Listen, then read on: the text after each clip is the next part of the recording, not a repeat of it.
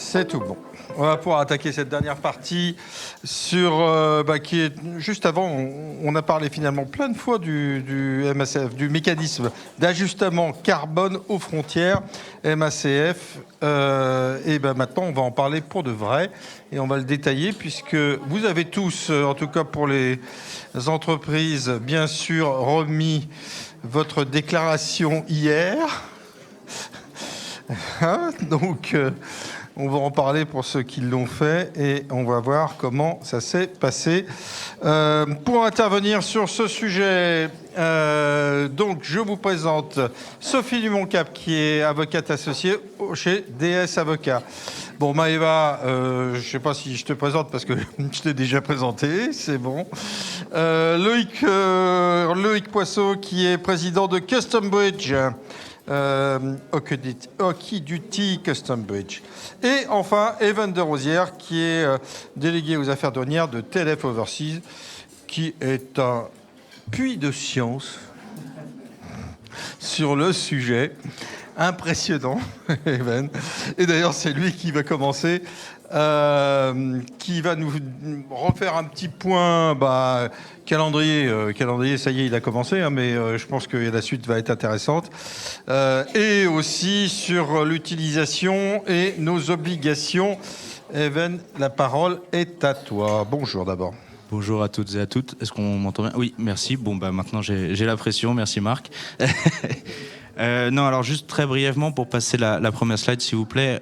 Du coup, je représente TLF Overseas. On est la fédération représentative des commissionnaires de transport et des représentants en douane enregistrés. Donc, à ce titre, on est un peu intéressé par toutes les affaires du commerce international et le MACF, sur lequel il y a pour nous un gros enjeu de compréhension et encore aujourd'hui de clarification de cette nouvelle réglementation. Est-ce qu'on peut passer à la deuxième slide, s'il vous plaît ? Alors, du coup, de quoi s'agit-il pour recontextualiser rapidement, même si je sais qu'on est en affaire à un public averti, donc je ne vais pas enfoncer trop de portes ouvertes, mais c'est une nouvelle réglementation qui vise du coup à lutter contre les fuites de carbone, donc du coup l'importation de produits avec des standards carbone très bas, et donc du coup qui nuisent à la compétitivité de nos industries européennes. Et c'est un mécanisme qui est lié à l'ETS dont on a parlé dans le transport, donc les systèmes de quotas d'émissions, pour justement instaurer un level playing field entre ces industries européennes et les industries établies dans les pays tiers. Donc à bien garder en tête que le MACF est très étroitement lié à la disparition progressive des quotas gratuits, des quotas ETS, et aussi pour les questions de prix, mais on en reparlera. Est-ce qu'on peut passer à la deuxième slide, s'il vous plaît ? Je parlais justement de clarification. Pour nous, c'est important de reparler un peu du cadre réglementaire. Alors, bien que les notions se ressemblent et soient très proches, on a affaire à deux types de réglementation qui sont assez indépendantes. On a sur le côté droit la réglementation douanière, donc qui est composée du Code des douanes de l'Union et de ses règlements d'application et d'exécution. Et de l'autre côté, ce nouveau règlement européen, qui est le MACF, avec le règlement d'application pour la période transitoire. Donc c'est important pour moi de rappeler que ce sont deux réglementations qui sont parallèles, qui ont chacune leur système de sanctions, chacune leur qualification juridique, et donc du coup qui fonctionnent de concert certes, mais qu'il ne faut pas confondre. Et du coup je viens aussi parler du règlement SEQ, système d'échange de quotas d'émissions, qui est la troisième réglementation qui va fonctionner avec le MACF et qui n'est pas représenté là. Est-ce qu'on peut passer à la slide suivante, s'il vous plaît ? Du coup, les acteurs du MACF. Alors, il y a deux types d'acteurs, encore une fois, les acteurs privés et les acteurs publics. Côté acteurs publics, on a bien sûr la Commission européenne, qui est l'administration, qui chapeaute tout ça, qui a rédigé la norme et qui assure aussi la supervision du registre MACF dans lequel il faut déposer les déclarations. Et on a ensuite les autorités nationales. Donc on a une autorité compétente qui est la Direction générale de l'énergie et du climat, donc qui dépend du ministère de la Transition écologique, qui sera en charge de récupérer toutes les déclarations et de tout l'aspect normatif. Et une autorité de contrôle, qui est la Direction générale des douanes et des droits indirects, qu'on a vu aujourd'hui, qui sera chargé de contrôler les aspects logistiques et flux physiques. Et donc, du coup, la conformité entre ce qui est déclaré à la DGEC, globalement, et les tonnes de marchandises importées en France. Donc, c'est encore un peu... je pense qu'on doit encore bien comprendre, et tout n'est pas fait, l'articulation des rôles entre ces deux, opérationnellement, entre ces deux administrations. Et côté acteur privé. Alors, l'acteur principal, c'est le déclarant MACF. C'est la personne responsable de toutes les formalités, de toutes les obligations associées à ce nouveau règlement. Donc la question à $1 million, c'est qui est le déclarant MACF? Alors il y a 3 hypothèses qui sont citées par les textes. Le premier, c'est l'importateur établi sur le territoire douanier de l'Union. Donc celui qui importe effectivement les marchandises. Le deuxième, c'est le représentant en douane enregistré, en représentation indirecte, pour un importateur qui ne serait pas établi sur le territoire douanier de l'Union. Et enfin, une dernière option, lorsqu'on a un importateur établi sur le territoire douanier de l'Union qui travaille avec un représentant en douane enregistrée en représentation indirecte, soit l'un, soit l'autre. Une fois qu'on a, et petite mention à l'oublier, mais qui n'est pas oublié, c'est le RDE en représentation directe, qui lui a interdiction de prendre la responsabilité des déclarations MACF. Donc, une fois que cela est dit, est-ce que, bon, peut-être passer du coup au suivant, après on fera le petit wrap-up sur la période transitoire. Est-ce qu'on peut mettre la slide suivante, s'il vous plaît? Alors, maintenant qu'on a identifié les acteurs et les textes, le calendrier, où est-ce qu'on en est? Le MACF définitif, la cible, doit entrer en vigueur en janvier 2026. En attendant, on est rentré dans une période transitoire qui a commencé le 1er octobre dernier, avec une échéance qui datait d'hier, qui était le dépôt du premier rapport MACF. L'idée est de renseigner des données dans le registre tout au long de la période transitoire afin de consolider la méthode du MACF définitif qui rentrera en vigueur à partir de janvier 2026. Et cette période transitoire aura aussi une autre fonction très importante. À partir de janvier 2025, il faudra commencer à demander le statut de déclarant MACF autorisé, qui sera l'acteur principal du MACF définitif.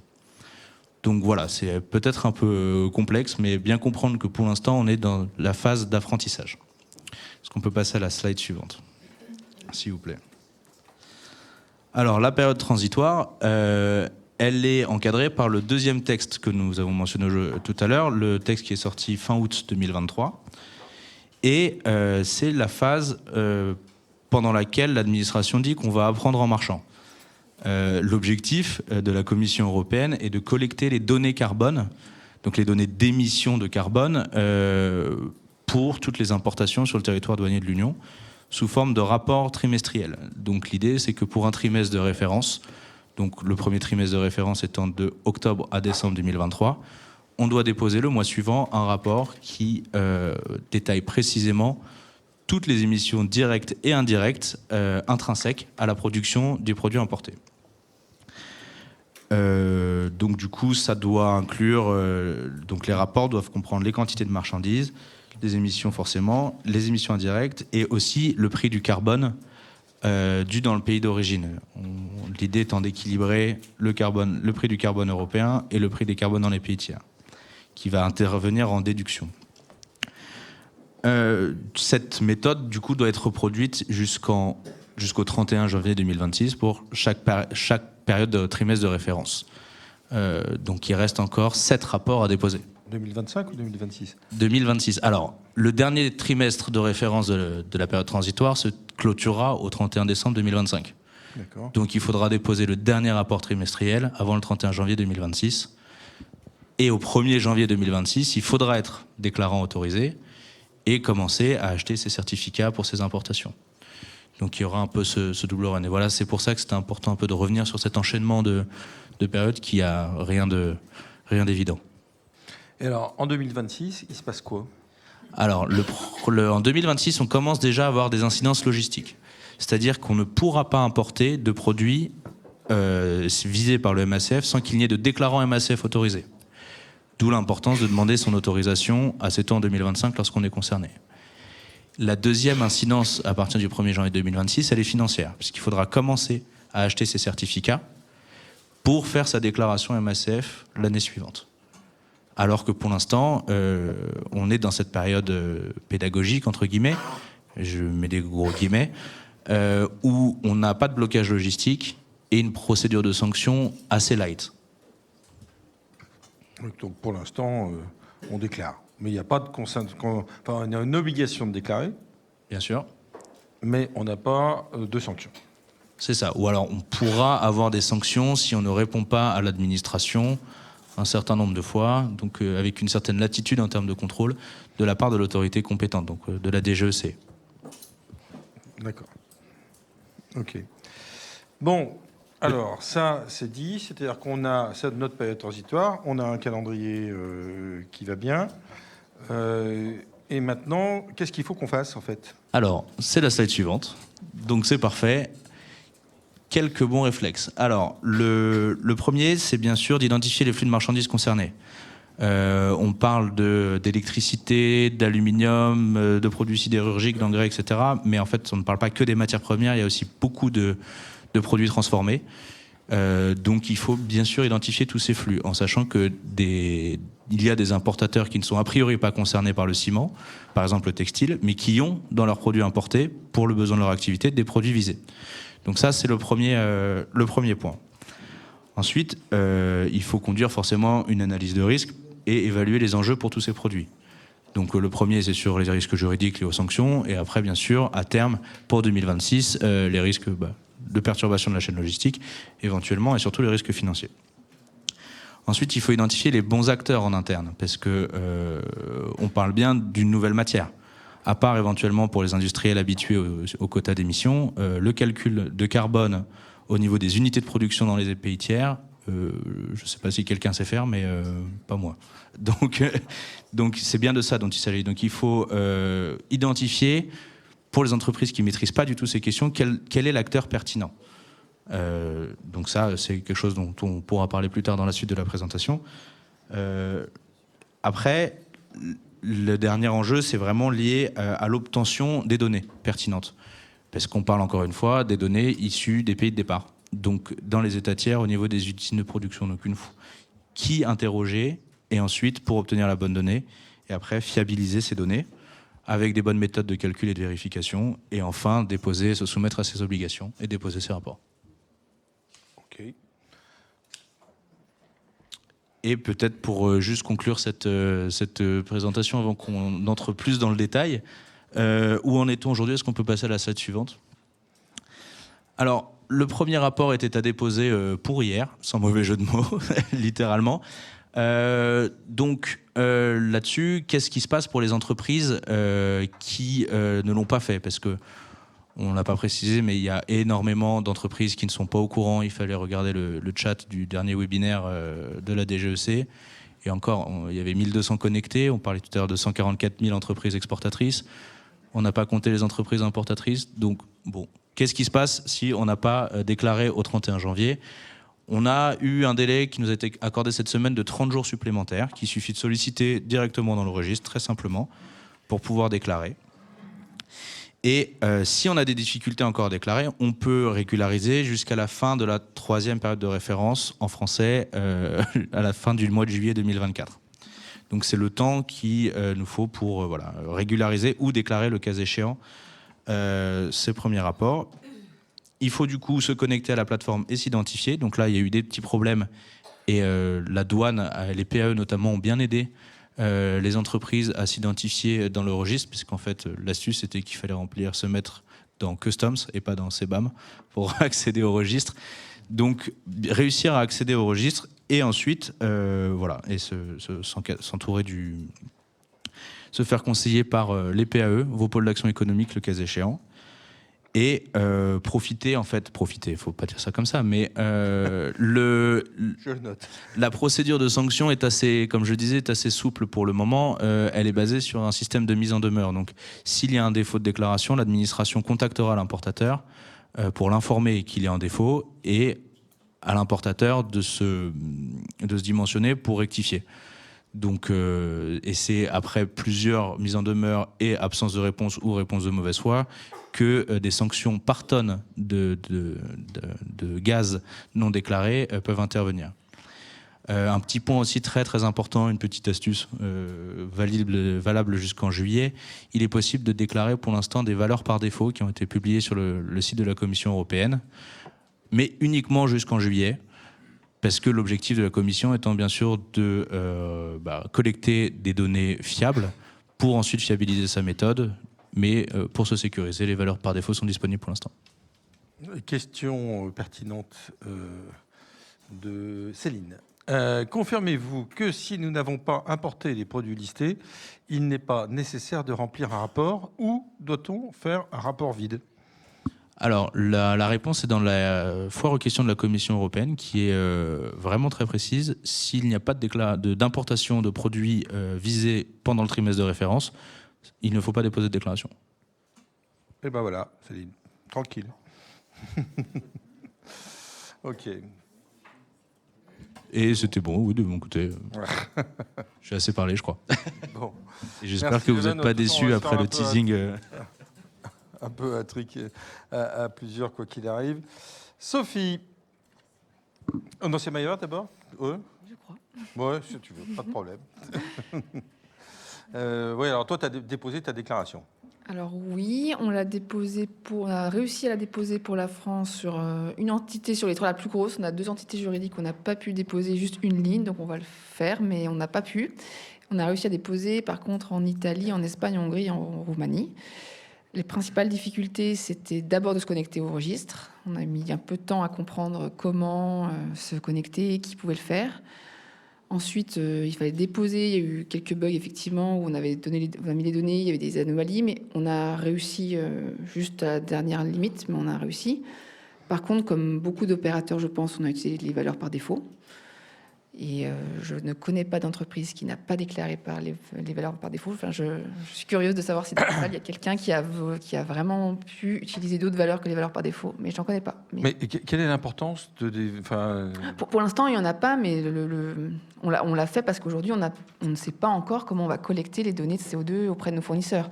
Donc aujourd'hui, ça n'a pas d'impact, mais on sait qu'à partir de juillet, on devrait pouvoir être capable de trouver de collecter les valeurs réelles. Et ça, c'est une vraie difficulté, parce qu'il faut déjà identifier qui va faire ce travail, qui va s'approprier la réglementation pour comprendre qu'est-ce qu'il faut demander aux fournisseurs. Parce que je ne crois pas à l'envoi du guide de 100 pages, plus du fichier Excel de la Commission, et leur dire merci beaucoup, merci de remplir ça pour demain. C'est pas possible. Donc il faut qu'au sein de l'entreprise, des équipes sensibilisent les fournisseurs, aient d'abord compris ce qu'il fallait demander, et ensuite fasse des relances, détermine un fichier de suivi. Et ça, il y a encore du travail. Pour Michelin, le scope est relativement limité. On a finalement peu de lignes à déclarer, mais c'est tout un travail. Et pour l'instant, c'est des vraies questions. Et puis, de manière générale, aujourd'hui, on est en mode très artisanal. C'est-à-dire qu'en gros, on s'est mis tous ensemble autour d'une table, on s'est connectés, y compris le week-end, parce que la semaine, ça ne marchait pas. On sait qu'on ne va pas continuer comme ça toujours. Donc, il faut vraiment qu'on s'organise au sein de l'entreprise, mais se pose vraiment la question de la responsabilité. Parce qu'aujourd'hui, les services douanes tirent le sujet parce qu'on était au courant, mais les autres services de l'entreprise ne se sentent pas forcément responsables du sujet.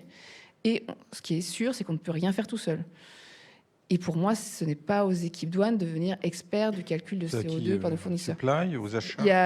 C'est ça qu'il faut qu'on détermine. Donc il y a les achats, RSE, mais c'est vraiment un travail d'équipe. Et pour l'instant, c'est vrai qu'on a des difficultés à construire ce projet. Et donc, il faut qu'on arrive à passer à un mode plus structuré.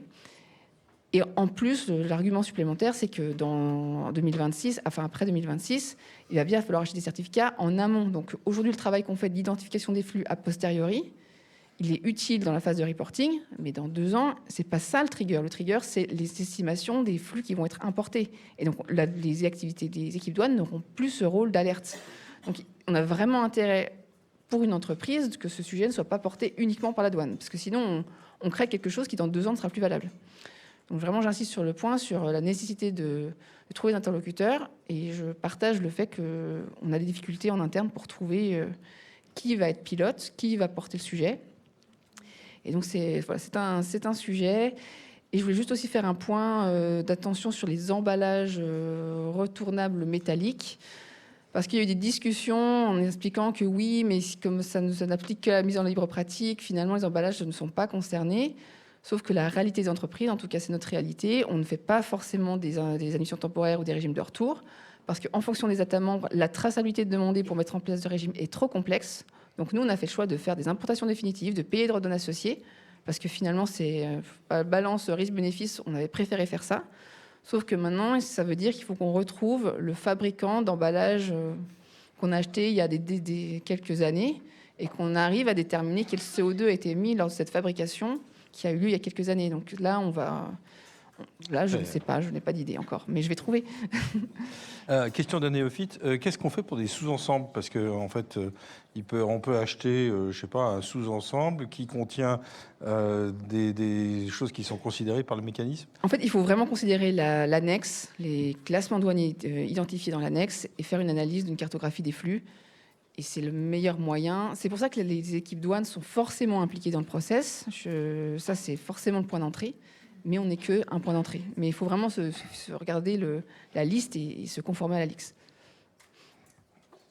La liste, c'est ça qui est important. Merci Maëva, effectivement. Donc j'ai bien compris que vous n'êtes pas les seuls chez Michelin à avoir fait des valeurs par défaut en attendant de pouvoir faire mieux. Alors, non, mais honnêtement, tu penses sérieusement que tu vas arriver à obtenir de tes fournisseurs en Inde ou je sais pas trop où un certain nombre de données? Alors moi personnellement, déjà c'est très important que ce n'est pas l'équipe douane qui va obtenir, c'est ce que je précise, parce que c'est pas moi. Non, mais c'est important parce que c'est comme les DLT où on avait la discussion de se dire les achats sont plus pertinents pour collecter une DLT. Je pense que c'est vraiment important que de la même façon les équipes à choix soient impliquées. Et est-ce qu'on va y arriver? Je ne sais pas. Parce que pour l'instant, on n'a pas vraiment de retour et c'est déjà difficile de s'approprier nous-mêmes la règle et le calcul. Ouais. Donc expliquer ça à un fournisseur en Asie, c'est compliqué. Ouais, tu voulais dire quelque chose? Oui, peut-être juste un point. Il y a quand même des pays qui se dimensionnent, enfin, qui veulent rester compétitifs pour le marché européen et qui du coup ont anticipé le MACF et notamment l'Inde, la Turquie. J'ai entendu aussi parler des Émirats Arabes Unis, enfin toutes les industries qui globalement gravitent autour du système ETS ont compris de quoi il s'agissait. Ce n'est pas le cas forcément des entreprises en France, mais... En tout cas pour les gros. Merci à vous deux. Sophie, c'est quoi un peu notre responsabilité là-dedans? Comment ça fonctionne? Quelles sont les conséquences? Alors, bonjour à tous. Pouvez-vous passer le premier slide, s'il vous plaît? Et ça y est. Alors, j'ai pris le parti, effectivement, de visualiser là, ce slide, enfin, ce fameux tableau, un extrait de ce fameux tableau Excel qui a été publié par la Commission européenne là, le 17 août dernier, qui, je crois, nous a tous à minima interpellés. Parce que nous ne nous attendions pas à effectivement une demande d'information aussi conséquente. Alors, il est vrai que dans le règlement du 10 mai 2023 qui a institué ce fameux dispositif, il est bien précisé que pour chaque type de marchandise visé à l'annexe 1 et définie par son code douanier, sa nomenclature douanière. Il faut préciser pour chaque installation les quantités intrinsèques totales, directes et indirectes. Mais c'est vrai qu'in concreto, lorsqu'on rentre dans le détail des différents onglets de ce tableau, en fait, on est vite perdu. Et à juste titre, parce que par essence, si une société importe un produit, c'est qu'elle ne le fabrique pas, donc elle n'a aucune information, aucun référentiel sur les émissions de gaz à effet de serre afférentes à ce produit. Et même sur, sur le mode de production. Si je prends le cas de l'acier ou de l'aluminium, qui sont deux produits, entre guillemets, deux familles de produits qui cristallisent beaucoup d'inquiétudes, à juste titre, parce que ces produits sont importés par de nombreuses sociétés. Les modes de production varient énormément et donc on en a différentes et donc ça induit des différences en termes d'émissions de CO2 assez conséquentes. Alors, la question, effectivement, a été soulevée par mes camarades. La question est de savoir qui fait quoi au sein des entreprises. Alors, qui fait quoi ma première recommandation, c'est de travailler en mode projet. Donc, ça, c'est vraiment... ça doit être très structurant. Enfin, c'est un projet qui est structurant. Il faut impliquer bien évidemment la direction des affaires douanières, mais également la direction des achats, puisque ce sont eux qui sont en lien direct avec vos fournisseurs. Également la direction RSE, qui a quand même une certaine connaissance du système européen ETS, qui est supposé être le miroir de ce système MACF, et puis également la direction juridique. Alors, partant de là, me direz-vous, bon, ok, mais que fait-on? Donc, d'abord, en fait, slide suivant, s'il vous plaît. D'abord, en fait, eh bien, il faut faire ça peut paraître évident, mais un mapping, en fait, un mapping des flux. Un mapping des flux, ça c'est fondamental, un mapping des importations, des sociétés qui importent, parce que au sein d'un groupe, on peut avoir effectivement 2, 3, 4, 5 sociétés qui importent. Bien identifier les numéros ARI correspondants. Alors, Alan, c'est pas la bonne slide, pardon. Donc, oui, c'est le slide d'après. Cela a été évoqué ce matin, mais c'est vrai que un certain nombre d'entreprises encore ont des numéros ARI rattachés à leur numéro SIRET et se trouvent confrontées à une problématique additionnelle puisque, en fait, cela multiplie le nombre de déclarations à réaliser. Bon, en principe, le numéro ARI doit être rattaché au numéro SIREN. Okay. Bon, une fois que l'on a fait ce mapping des flux et des sociétés et du numéro ARI, il y a une phase effectivement de pédagogie vis-à-vis des fournisseurs. Alors là, il est vrai que si vous envoyez ce fameux tableau Excel à vos fournisseurs, alors un certain nombre vont effectivement le mettre de côté, ne répondront pas, voilà. Bon, mais donc il y a véritablement un travail de pédagogie à faire. Il faut trouver les bons interlocuteurs parce que votre service achat, bon, est en contact vraisemblablement avec des commerciaux. Ces commerciaux n'ont pas forcément une bonne connaissance des modes de production. Donc il faut que ces commerciaux se rapprochent de leurs ingénieurs, de leur, entre guillemets, département RSE, voilà. Bon, donc il est vrai que la tâche n'est pas insurmontable, mais ce qui est nécessaire, voilà, c'est quoi qu'il en soit, de travailler en mode projet. Ça, c'est fondamental. Parce que si chacun, dans son coin, essaye de répondre à une question d'un fournisseur, enfin, bon, s'il n'y a pas de concertation, l'entreprise ne pourra pas communiquer de données réelles. Donc, Even le rappelait, effectivement, il y a une période de tolérance et puis là, un report de ce délai de déclaration de 30 jours. Alors, vous pouvez passer à la slide suivante. Donc, ce qui est effectivement intéressant, c'est de se poser les bonnes questions et de se demander donc quelles sont les informations à reporter. Donc, la nomenclature douanière. Bon, ça, on a l'information au niveau de la direction douanière. Pas de problème.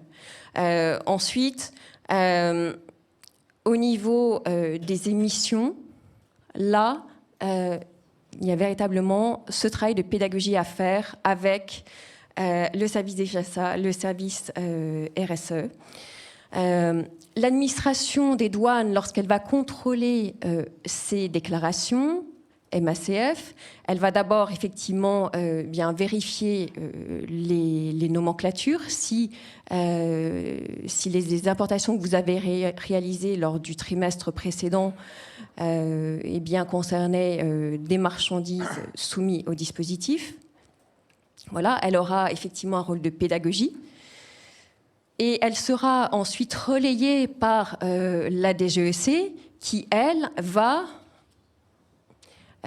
apprécier justement les données réelles que vous aurez fini par obtenir.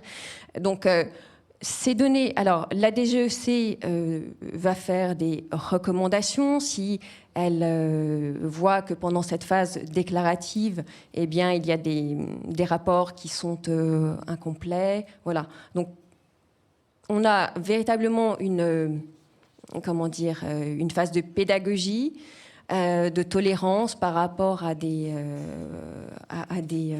sanctions éventuelles. Je vais poser une question. En fait, c'est, mon fournisseur indien, qui a bien fait son job selon notre Evan favori, te donne un chiffre, entre guillemets, où tu remplis tes cases. Comment est-ce qu'on va vérifier un truc pareil ? Alors, oui, non, mais c'est... En fait, le but de la Commission pendant cette phase déclarative, c'est de constituer une base de données. C'est d'ailleurs rappelé clairement dans le règlement. Constituer une base de données qui servira ensuite, pendant la phase définitive, donc à partir du 1er janvier 2026, cette base de données servira donc aux fameux tiers vérificateurs. Oui, c'est si je suis dans les critères à peu près, ça va. Sans ça, on va t'interroger, on va regarder quoi. C'est-à-dire si jamais tu diffères trop de la valeur standard, on va se poser des questions, quoi. C'est ça ? Disons qu'en fait, dans le cadre du système européen ETS, on a effectivement, comme vous le savez, ces fameuses valeurs par défaut. Nous avons un référentiel et cette collecte des données réelles permettra à la Commission de faire des contrôles de cohérence et à travers notamment ces tiers vérificateurs. Voilà. Parce que les sociétés européennes importatrices ne peuvent pas faire cela. Elles n'ont pas la connaissance des produits, des modes de production. C'est impossible. Bon, donc il y a un contrôle de cohérence par rapport à s'auto-attribuer des bons points en disant que je suis top. Evan voulait dire quelque chose. Oui, peut-être juste sur pendant le mécanisme définitif, justement, l'idée de la période transitoire, c'est de consolider la base de données. Et il y aura de nouvelles valeurs par défaut qui seront utilisables à partir de janvier 2026, mais qui seront pénalisantes en fait pour les entreprises. Donc si on n'a pas l'info, on déclare la valeur par défaut, mais la valeur par défaut sera plus élevée, a priori plus élevée, et sera calculée de manière plus élevée que si vous aviez bien compté. Donc il ne faut pas s'amuser à mettre du par défaut tout le temps, quoi. Bah, ça sécurisera, mais ça coûtera plus cher au certificat. Et alors, je suis désolé, peut-être que tu as pas eu de le dire, mais ça va coûter quoi ? On a la grille encore ou on n'a toujours pas la grille ?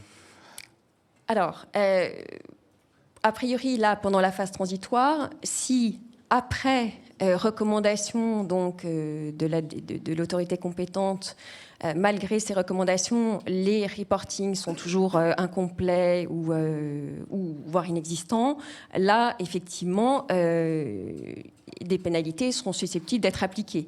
Elles seraient de 10 à 50 euros par tonne de CO2. Voilà.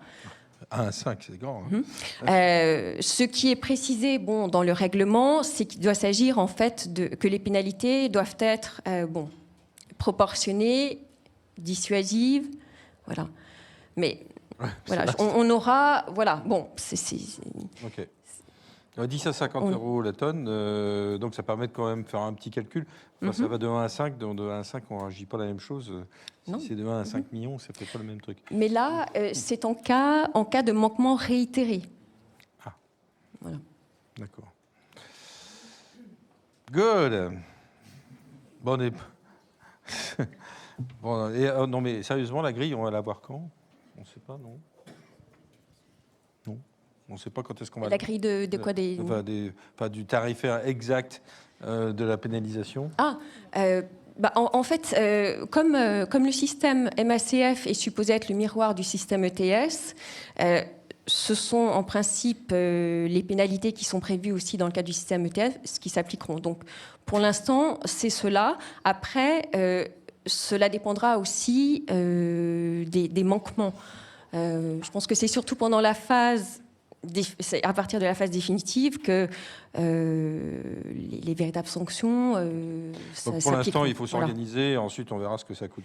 Oui, parce qu'en fait, ça dépendra de la qualification juridique des manquements, des infractions, parce que si on a une qualification une absence de déclaration ou une réitérée en plus, ou alors si c'est un simple retard déclaratif, ça n'est pas la même chose, ou si c'est au contraire une tentative de contournement, vous voyez, parce que pas la même chose. Ouais. Voilà. Ok. Merci. Loïc, alors est-ce qu'il y a des choses qui nous permettent de simplifier tout ça? Alors, on va explorer ça ensemble. Je suis le dernier intervenant de la dernière session, donc j'ai une lourde tâche, c'est de vous réveiller, histoire que vous vous trompiez pas de ligne de métro. Alors, je vais prendre quelques minutes pour présenter Okiduty. On va commencer par une petite interaction. Est-ce que certaines personnes dans la salle ne savent pas ce qu'est Okiduty ou Customs Bridge? Ah, il y en a qui... Ah, merci. Merci Elphine, parce que sinon, je pense que j'aurais dû faire une augmentation de mon équipe marketing. Je vais quand même brièvement expliquer du coup ce qu'on fait. Donc, nous, on est l'un des tout récents systèmes de gestion et de déclaration douanière. L'outil a 2 ans. On est une start-up et on a comme clients Leroy Merlin, Longchamp, Bugatti, Clasquin, Prolinaire. Donc on adresse les chargeurs et les RDE. Et aussi les petites entreprises de PME de 10 personnes par exemple. On est en très forte croissance. On a fait 150% de croissance le trimestre dernier. Ça fait x2,5. Et on a prévu un cadeau pour vous, qui ne sont pas sur les tables, mais qui sont dans la zone partenaire. Je ne sais pas si vous avez vu qu'elle existait, mais elle est là-bas. On est par là-bas. Là. Et il y a des fameux Oki Cookie. Donc, n'hésitez pas à venir étancher votre curiosité et gourmandise à notre table Okiduty avant de partir. Toi qui les a fait? Non, alors c'est Hélène, ma directrice marketing, qui nous est revenue de congé maternité et qui nous régale avec ses talents de cuisinière, tout à fait. Incroyable. C'est l'avantage d'être dans une petite équipe. Alors, donc on va parler en effet des outils pour le CBM, s'il y en a qui existent en fait, déjà. Est-ce qu'on veut passer à la prochaine slide, s'il vous plaît? Donc, premièrement, avant de parler d'outils, il faut évidemment se poser la question de bien définir les enjeux et les problématiques auxquelles ces outils doivent répondre. Donc moi, personnellement, je les ai cassés en 2 catégories. C'est les données d'émission et les rapports. Et moi, je considère que finalement, l'automatisation du MACF et l'informatisation va devenir vraiment obligatoire.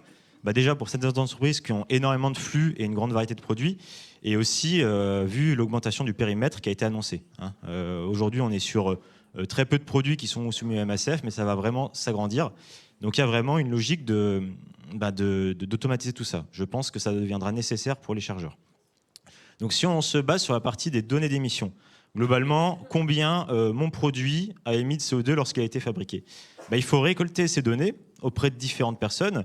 Il faut les sauvegarder, il faut les mettre à jour, parce que suivant la différenciation du mix énergétique de l'usine, en fait, ça peut évoluer de mois en mois. Il faudra lier ces informations-là avec votre référentiel produit et vos importations. Donc peut-être qu'on pourrait imaginer que dans le futur, il y aurait un répertoire des émissions d'usine. On en reparlera plus tard, mais voilà, ça permettrait d'avoir une certaine transparence sur les émissions d'usine et peut-être que ça viendra. Sur la partie des rapports, il faudra aussi là s'interconnecter avec les systèmes de dédouanement parce que finalement c'est ça la porte d'entrée, c'est ça qui va vous alerter. D'ailleurs, on parlait de quelles équipes doivent travailler sur le sujet MACF. Finalement, ceux qui doivent sonner l'alarme et qui doivent être à l'origine, c'est l'équipe douanière parce que c'est elle qui sait si on est impacté ou pas. Donc il faudra lier et on voit que ça pourrait être intéressant par exemple d'avoir un dashboard en temps réel des émissions pour se dire où est-ce qu'on en est, quel va être l'impact en termes d'achat de crédit, etc. Je t'ai interrompu une seconde. Oui. Je n'avais pas noté un truc, je suis complètement nul, c'est que la liste va évoluer. Oui.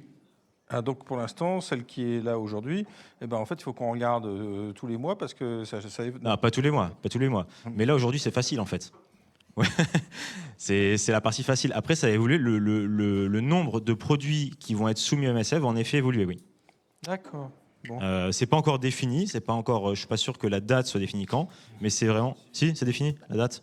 En fait, il est prévu dans le règlement qu'avant la fin de la période transitoire, la Commission doit faire un rapport au Parlement européen pour justement se prononcer sur la pertinence d'une extension du dispositif à d'autres produits.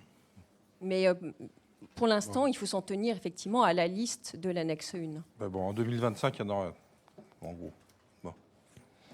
Je l'avais pas noté, je suis vraiment nul. Bref, le MACF est arrivé vite et il va aussi évoluer. Donc en fait, ça va devenir vraiment un sujet à traiter. C'est pas juste un pain point qu'une fois qu'on aura résolu, ce sera bon. C'est quelque chose qui va vivre et qui va évoluer. De toute façon, on a l'habitude dans la douane, c'est un mouvement, un domaine qui vit. Donc j'ai mis cette petite citation que j'aime bien, la crise est la mère de l'opportunité. Alors c'est pas une crise en soi, mais je pense que dans certaines entreprises, ça a peut-être été vécu comme une crise. Donc opportunité, c'est évidemment opportunité de création de business. On a parlé de 140 000 exportateurs et quelques en France. Il y en a peut-être plus ou moins autant d'importateurs. Peut-être 50% qui sont soumis à MSF, encore moins. Imaginez en Europe. Ça fait un nombre conséquent de potentiels clients. Donc, ça va générer de la création d'entreprises et de start-up.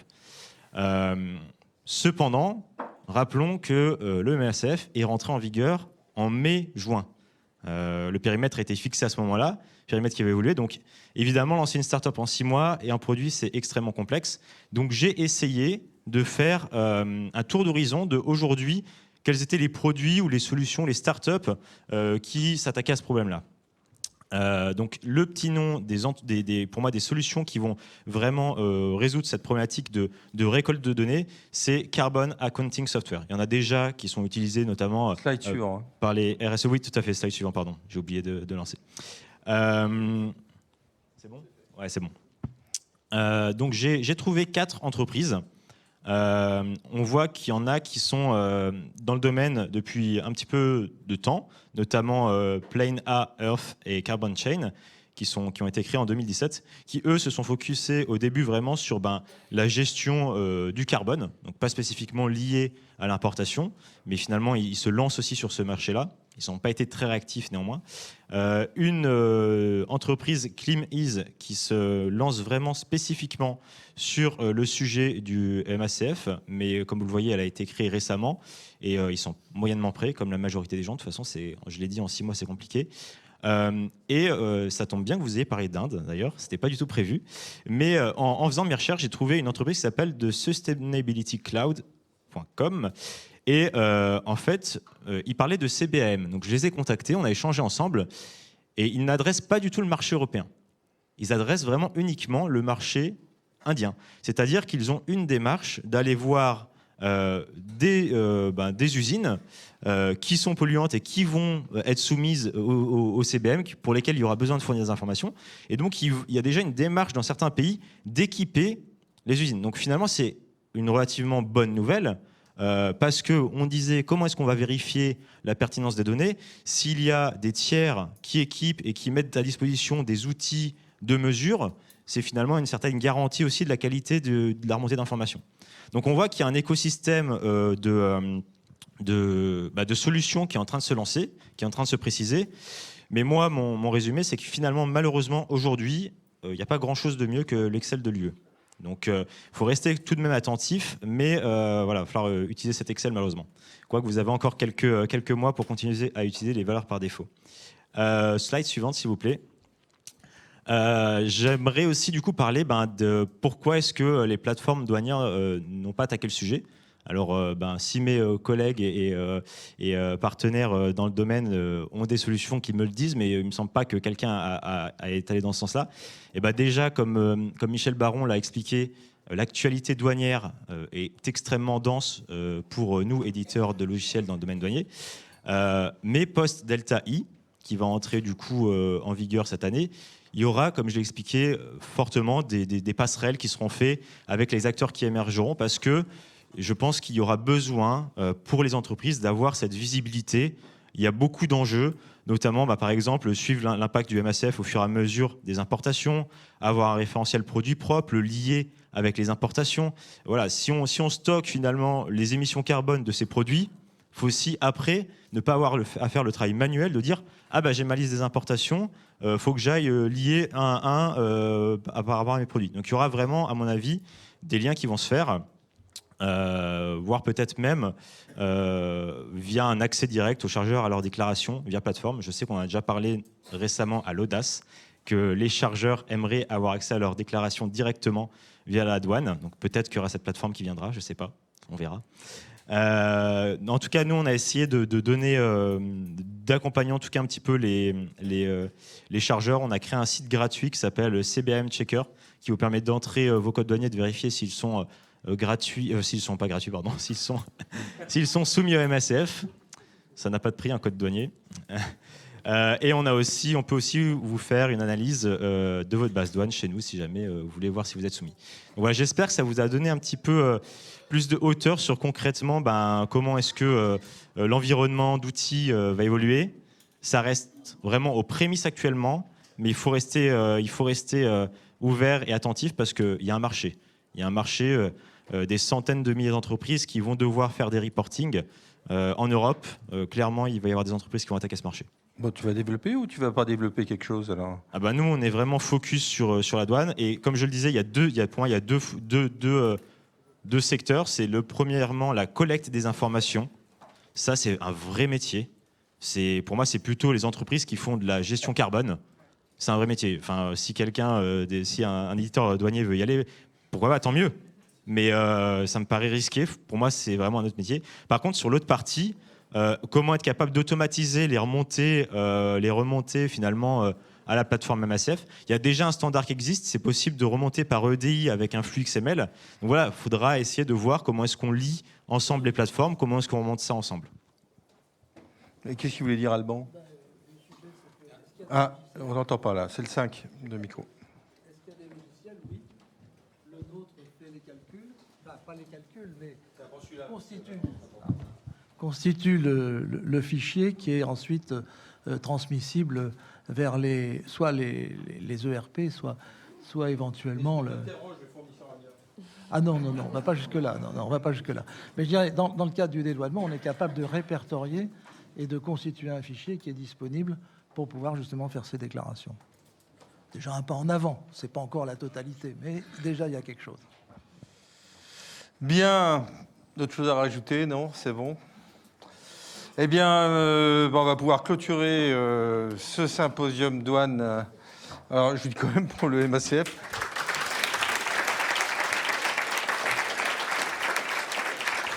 C'est plus que de l'estime, ça. Moi, je suis quand même un peu effrayé de ce MACF parce que si en plus la liste évolue tout le temps, qu'on ne sait pas comment le calculer et qu'en plus ça va être taxé à la sortie, Il y aura des solutions. Il y aura des solutions, oui. Il y a toujours, la nature est inventive. Merci en tout cas à vous tous et merci à vous tous en ligne, là-bas, toc, de nous avoir suivis. La prochaine édition, ça sera à Lyon, puisque nous avons aussi une édition à Lyon qui sera, je ne sais plus la date, flûte, qui sera fin septembre. De toute façon, vous serez tous avertis sur le sujet. Et puis la prochaine édition à Paris, ça sera en février 2025. Je ne sais plus, c'est 5 février, je crois, 2025. Voilà. En attendant, vous savez que vous avez une magnifique communauté douane sur le site de Classe Export et Transport et Logistique, sur lequel vous pouvez vous inscrire gratuitement. Voilà. Je remercie à vous tous d'être intervenus, parfois plusieurs fois. Donc ça demande de la hargne, hein. C'est sympa. Et à très bientôt. Merci.